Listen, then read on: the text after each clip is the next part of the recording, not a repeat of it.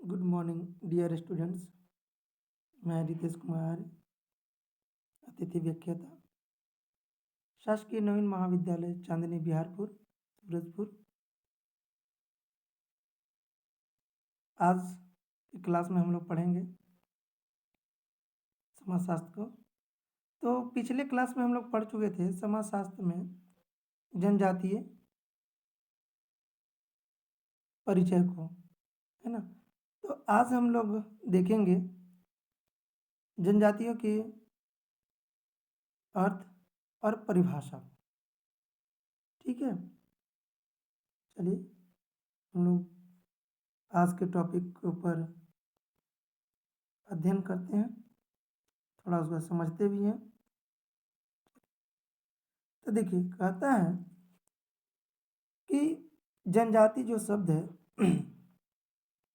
वह किसी संस्कृति, रीति रिवाज और व्यवहार के तरीके आदि के विशेष से युक्त होता है ना। अर्थात जो जनजाति हैं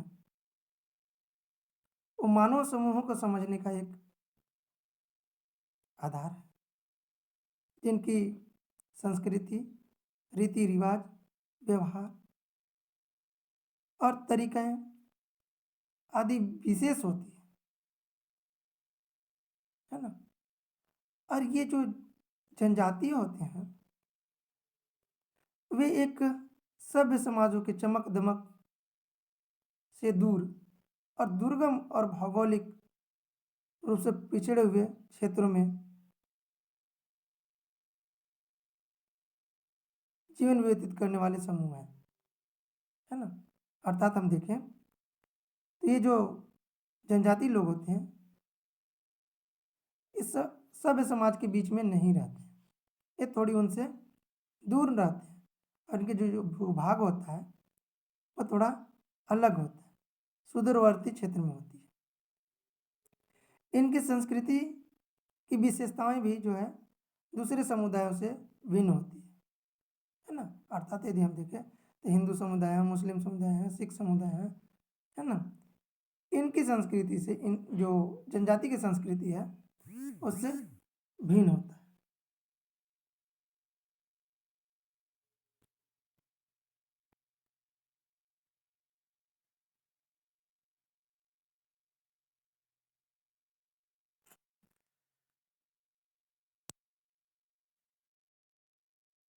भिन्न होती है। और यदि हम देखें तो इनकी संस्कृति दूसरे समुदायों से भी अलग होती है, लेकिन केवल इसी आधार पर जनजाति को एक आदिम या असभ्य समूह नहीं कहा जा सकता है ना। मतलब कुछ आधारों को लेकर हम इन्हें असभ्य समूह या आदिम समूह नहीं कह सकते। इनकी संस्कृति जो है उतना पिछड़ा हुआ नहीं है जितना कठिन आर्थिक और प्राकृतिक दशाओं के कारण पिछड़ा हुआ बना हुआ है ना। अर्थात यदि हम देखें तो इनकी जो आर्थिक स्थिति है वो बहुत अधिक पिछड़ा हुआ नहीं है। अर्थात ये अपने आर्थिक आधारों पे भी अपनी हर आवश्यकताओं को पूरा कर लेते हैं। ठीक है, श्यामाचरण दुबे जो है उन्होंने बताया कि जनजातियों का आधार एक जीवित समाज के जीवित अंग के रूप में किया जाना चाहिए, है ना। जो जनजाति है उनकी अध्ययन जो है जीवित समाज और जीवित अंग के रूप में किया जाना चाहिए, है ना। अर्थात इस संग्रहालय के नुमाइशी वस्तु के रूप में नहीं, है ना। जिस तरह से हम देखें तो संग्रहालय में क्या होता है, एक बड़ा सा भवन होता है, वहाँ पे भिन्न भिन्न प्रकार की वस्तुओं को रख दी जाती है और उस वस्तु के माध्यम से उनका अध्ययन किया जाता है। तो हमें उस रूप में अध्ययन नहीं करना है, बल्कि इन्हें एक जीता जागता एक जीवित रूम के आधार पर हमें इनका अध्ययन करना है ना। अर्थात एक मूर्ति नुमा नहीं, एक जो लिव पर्सन होते हैं, लिव जीवन होता है, उसके आधार पर हमें इनका अध्ययन करना होगा। ठीक है, अर्थात एक संग्रहालय की भांति नहीं। ठीक है। डीएन मजुमदार हैं, उन्होंने बताया कि एक जनजातीय परिवार अथवा परिवारों के समूहों का संकलन है जो एक सामान्य नाम के द्वारा पहचाना जाता है, जिसके सदस्य एक सामान्य भूभाग में रहते हैं, समान भाषा बोलते हैं, विवाह, व्यवसाय और आर्थिक कार्यों में कुछ निषेधों का पालन करते हैं तथा सामाजिक दायित्वों के क्षेत्र में एक संगठित व्यवस्था का निर्माण करते हैं। सामान्य तौर से एक जनजाति के सदस्य अंतः विवाह की नीति का पालन करते हैं। एक जनजाति के निर्माण कई गोत्र समूहों से होता है और वंश परंपरा के द्वारा एक प्रमुख व्यक्ति इसका मुखिया होता है। इस प्रकार जनजाति एक राजनीतिक संगठन भी है। चलिए इसको थोड़ा सा हम लोग समझते हैं। देखिए, डीएन मजुमदार हैं, वो कहते हैं कि जो जनजाति परिवार है ना, वो समूहों का संकलन है। मतलब कि समूह का एक स्वरूप है। समूह में जनजाति रहते हैं और उनका एक सामान्य नाम होता है ना। जैसे हम देखें तो हो, बिरहोर, मुंडा, उरांव, भूमेज, है ना, ये एक विशेष नाम के द्वारा उनका पहचान की जाती है और उनका एक सामान्य भूभाग में भी रहते हैं। सामान्य भूभाग मतलब हर जनजाति का एक अपना एक विशेष स्थान होता है। जैसे हम देखें तो मुंडा जो है आपका विशेष रूप से झारखंड में है। भील जो है आपका राजस्थान में माने जाते हैं। गोंड जो आपके मध्य प्रदेश में है ना। तो इस तरह से यदि हम देखें तो सभी जनजाति जो है उनका निवास स्थान एक सामान्य भूभाग पे होता है और समान भाषा बोली भी होती है ना। विवाह है, व्यवसाय है और आर्थिक कार्यों में भी कुछ निषेध पालन करते हैं। जैसे हम देखें तो विवाह जो है वे भी अपने ही गोत्र में विवाह करते हैं। सॉरी, अपने गोत्र से बाहर विवाह करते हैं लेकिन अपने जाति में विवाह करते हैं। व्यवसाय है, व्यवसाय भी जो है उनका अपना एक परंपरागत कार्य है। उस परंपरागत कार्य को करते हैं और अपनी आर्थिक आवश्यकताओं को पूरा करते हैं। कुछ निषेध हैं, टैबू भी है, उसको पालन करना उनके अति आवश्यक होता है। और इसके साथ साथ सामाजिक दायित्व भी होता है। जिस समाज में वो रहते हैं उस समाज में उनकी क्या दायित्व है, क्या कार्य है, उसको भी देखना अति आवश्यक होता है। और इसके साथ साथ हम देखें तो संगठित व्यवस्था का निर्माण करते हैं।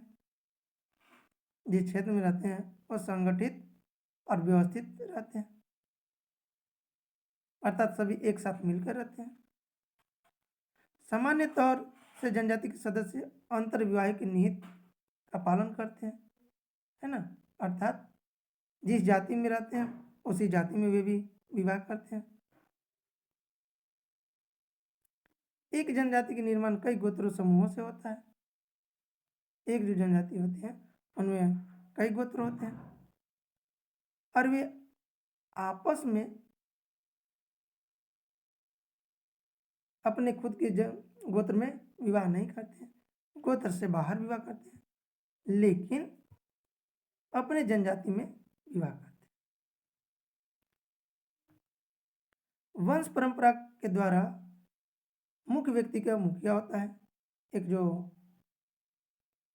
जैसे हम देखें तो मातृ श्वेतात्मक होते हैं, पितृ श्वेतात्मक होते हैं, तो वह एक वंशावली के आधार पे वो उस परिवार का मुखिया होता है। और जनजाति राजनीतिक संगठन भी होता है। जनजातियों में भी एक राजनीति होता है। अर्थात हम देखें तो उनका एक लीडर होता है जो उस जनजाति का नेतृत्व करता है। हर कार्य को सही समय पर करवाना, उस जनजाति के लिए क्या विकास के कार्य हैं जिससे कर उनकी जनजाति का आगे बढ़े, विकसित हो। तो ये जो है डीएन मजुमदार का परिभाषा ये थोड़ा सा विस्तृत है लेकिन पूरी तरह से क्लियर है कि जनजातियों में क्या क्या उनमें है, व्यवसाय किस तरह से है, विवाह किस तरह से है, भाषा क्या है, बोली क्या है ना, नाम क्या है, गोत्र क्या है, विवाह के नियम क्या है, इन सभी का एक संक्षिप्त वर्णन के रूप में इन्होंने अपने परिभाषा में ही बताए हैं। ये गिलिन और गिलिन महोदय हैं, उन्होंने देखिए क्या बताते हैं कि स्थानीय आदिवासी के किसी भी ऐसे समूह को एक जनजाति कहा जाता है जो सामान्य क्षेत्र में रहते हों और एक भाषा बोलते हों और एक सामान्य संस्कृति के अनुसार व्यवहार करते हैं, है ना। अर्थात स्थानीय आदिवासी के किसी भी ऐसे समूह को जो एक जनजाति कहा जाता है ना, जो सामान्य क्षेत्र में रहते हैं और सामान्य भाषा बोलते हैं और सामान्य संस्कृति होती है और उस संस्कृति के अनुसार उनका व्यवहार भी होता है। तो ये जो परिभाषा है आपका गिलिन गिलिन महोदय के द्वारा दिया हुआ है।